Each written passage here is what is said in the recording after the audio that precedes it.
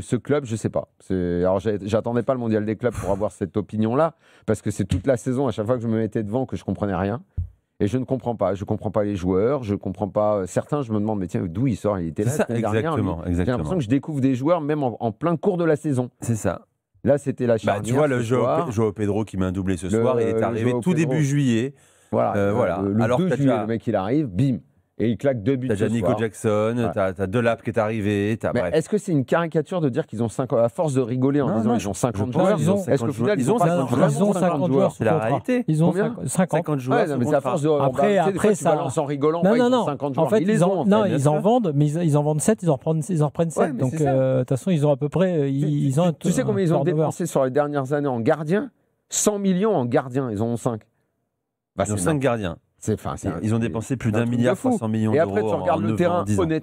Honnêtement, ce qu'a fait cet entraîneur, c'est très fort. Parce qu'avec cette espèce de puzzle, réussir à remettre le club en Ligue des Champions, bon, après, ça vaut ce que ça vaut. Chacun donne l'importance qu'il veut à cette compète. Mais les emmener en finale là, avec cette espèce de puzzle un peu disparate, hétérogène, où je n'arrive pas trop à savoir qui sont les Boissy. On voit bien qu'ils sont les mecs un peu au-dessus, quoi.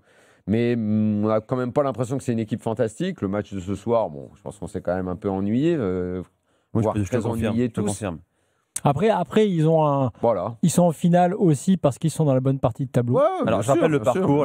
Ils ont joué Los Angeles FC, Flamengo, Espérance Sportive de Tunis, Benfica, Palmeiras, Fluminense. Clairement la bonne partie de tableau. Le tirage à Wimbledon, donc si tu veux, c'est quand même une équipe qui est, à mon avis, plus niveau Conference League, Europa League que Champions League. Europa League. La Conference League, t'abuses, même s'ils viennent de la gagner, t'abuses quand même. Non, mais je veux dire, ils sont plus niveau de la C2 ou C3 que de la C1, à mon avis.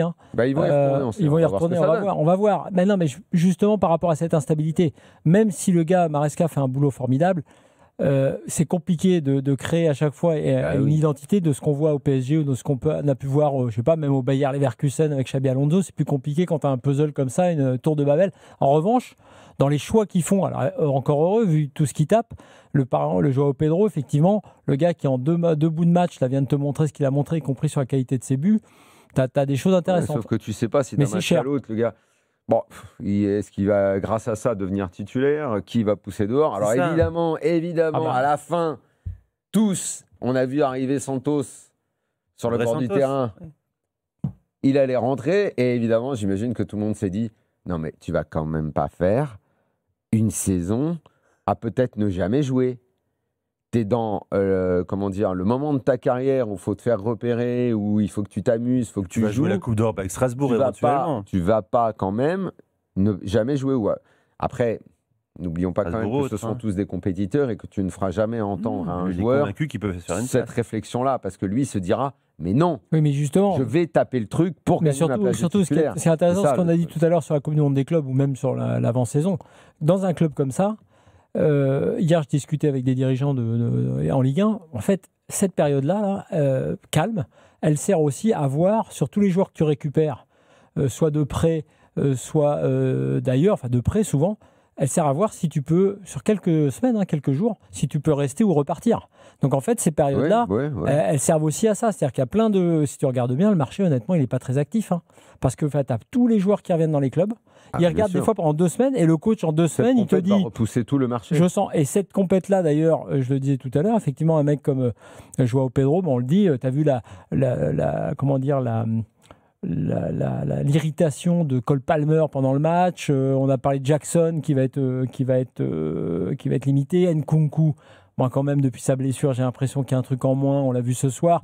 Donc offensivement, il y a plein de monde, mais les mecs savent qu'ils doivent marquer des points. Est-ce qu'il va accepter de redescendre d'un étage? Déjà les gars, Nkunku, t'as raison, c'est ça l'histoire. Nkunku, il s'accroche à Chelsea, qui voulait le lâcher déjà l'été dernier. Il est resté cette saison, il a joué surtout l'Europa League et pas vraiment la Première Ligue. Parce qu'il y a 2 équipes à Chelsea, c'est pas nouveau. La conférence, équipe pour la Conference League en l'occurrence, une équipe pour la Première Ligue. Et puis là, je notais, t'as des joueurs qui arrivent encore à Chelsea. T'as Jamie Gittens qui arrive du Borussia Dortmund, t'as la pépite Estevao, le Palmeiras qui arrive, t'as Kendry Páez, 18 ans qui arrive. Bref, c'est pas terminé. On va encore empiler un peu plus. En tout cas, compliqué. Il y a encore peu de temps, il y avait 2 vestiaires à son entraînement à Chelsea. Entraîneur de Chelsea, c'est quand même un concept. Bah ouais, bien sûr. C'est un concept. L'objectif, c'est d'empiler des joueurs pour les prêter, faire des plus-values si les gars se valorisent à Strasbourg, par exemple, ou ailleurs. C'est un business énorme. C'est un cheptel de joueurs que tu fais fructifier pour encaisser, c'est tout. C'est uniquement ça. Voilà. Et espérer de qualifier chaque saison Ligue des Champions. C'est Bluco Spirit. En tout cas, c'est ça. Exactement. Juste pour revenir sur la Coupe du Monde des clubs et sur le bilan avant, bien sûr, la demi-finale de demain, c'est quand même, et même s'il y a eu vraiment une belle compète de la part des Brésiliens, c'est quand même les Européens qui gagnent. Ce soir, c'était quand même assez facilement gagné par Chelsea. C'est ça la réalité. Et même si cette équipe, réalité, elle était dure à entendre au début de la compète. Oui, mais où c'était super intéressant de voir les petits clubs, qu'est-ce qu'on a vu. Non, mais j'en reparle maintenant parce que néanmoins, il est bon de reconnaître que les Brésiliens ont fait honneur à la compète. Ils ont été là, ils ont été présents, ils sont arrivés à un club en demi-finale. Al Hilal a fait honneur, ils ont tous fait honneur. Enfin, plus ou moins. Ils ont tous essayé, ils ont tous. Plus ou moins. Non, mais les Brésiliens, ils placent un club en demi-finale. Mais quand même, à la fin, même un club comme Chelsea arrive à gagner contre, tu vois, assez facilement contre le meilleur des Brésiliens. Bien sûr, mais ils ont tous fait honneur. Regarde, après, City, par exemple, après, on ne sait pas le degré de motivation des uns et des autres dans cette compétition. Mais la façon dont City s'est fait sortir, tu as envie de leur dire, bien fait pour vous, quoi. Ils n'ont rien volé, les autres. Hein. Tout à fait. Vous aviez envie d'être là, pas envie d'être là, on n'en sait rien, quelqu'un en a profité.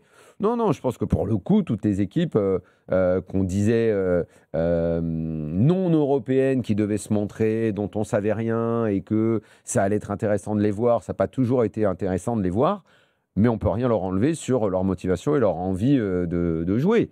Après, oui, effectivement, quand on fera le bilan du nombre de matchs intéressants qu'on a vus, il y en aura, je ne sais même pas si on arrivera à une poignée.